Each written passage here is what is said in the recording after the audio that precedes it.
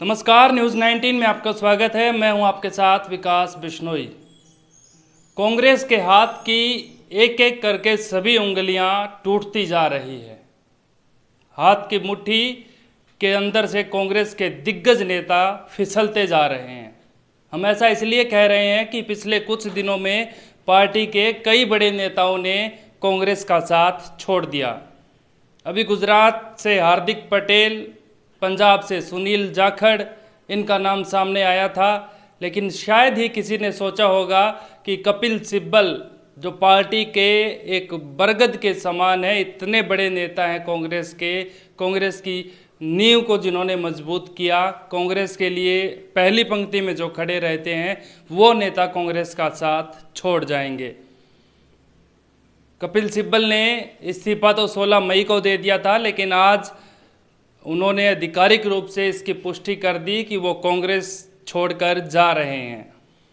अब इसके पीछे का कारण क्या है, ये समझ से परे है। हालांकि कपिल सिब्बल पिछले 1-1.5 साल से कांग्रेस के खिलाफ यानी कि बागी तेवर थे और साफ स्पष्ट शब्दों में वो कांग्रेस हाईकमान के खिलाफ बोलते आए हैं। वो उनका एक बयान खासा वायरल हुआ था, जिस पर खासी चर्चाएं हुई थी कि कांग्रेस हाईकमान से सोनिया गांधी, राहुल गांधी को अध्यक्ष पद से हटना चाहिए, पीछे हटना चाहिए और किसी ऐसे शख्स को आगे लाना चाहिए जो पार्टी को मजबूत करे, परिवार से अलग वो शख्स हो और जो सबको साथ लेकर चले और पार्टी को पूरे देश के अंदर मजबूत करे। जिसके बाद कपिल सिब्बल के इस बयान पर बीजेपी की तरफ से और विपक्ष की तरफ से खासी तगड़ी बहस हुई थी, लेकिन कपिल सिब्बल अपने इस बयान पर अटल रहे। क्योंकि अब राज्यसभा के लिए चुनाव होने हैं तो कपिल सिब्बल राज्यसभा जा रहे हैं। उत्तर प्रदेश से वो राज्यसभा जाएंगे, जिसमें समाजवादी पार्टी का सहयोग उनको रहेगा और आज इसके लिए उन्होंने लखनऊ में नामांकन दाखिल किया। उन्होंने कहा कि कांग्रेस को मजबूत होना है तो राहुल और सोनिया गांधी को अध्यक्ष का पद छोड़ना होगा और किसी ऐसे शख्स को अध्यक्ष बनाना होगा जो पार्टी के भलाई के लिए काम करे। जब तक परिवारवाद चलता रहेगा तब तक पार्टी का भला नहीं हो सकता, ऐसा कपिल सिब्बल का कहना है।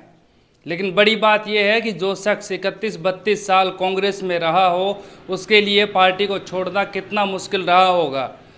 ये कपिल सिब्बल ने स्वीकारा है कि 31-32 साल कांग्रेस पार्टी की सेवा देने के बाद पार्टी को छोड़ना उनके लिए आसान नहीं था। लेकिन कुछ फैसले ऐसे होते हैं जो मजबूरन लेने पड़ते हैं और इसी वजह से उन्होंने ये फैसला लिया है।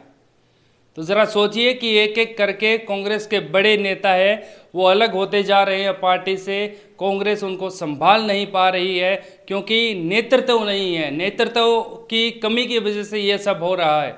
राजस्थान के अंदर भी 1-1.5-2 साल पहले ये चर्चाएं चली थी कि अशोक गहलोत और सचिन पायलट के बीच जो बहस चल रही है, जो भीतर खाते उनके अंदर अनबन है, उसका खामियाजा कांग्रेस को भुगतना पड़ेगा और सचिन पायलट बीजेपी में जा सकते हैं।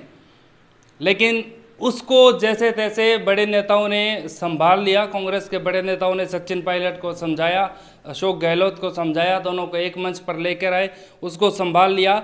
लेकिन अब ये कयास लगाए जा रहे हैं कि जब इतने बड़े नेता पार्टी में इज्जत कम होने की वजह से पार्टी छोड़कर जा रहे हैं, नेतृत्व मजबूत ना होने की वजह से पार्टी छोड़कर जा रहे हैं, तो उसमें फिर क्या अगला नंबर सचिन पायलट का है।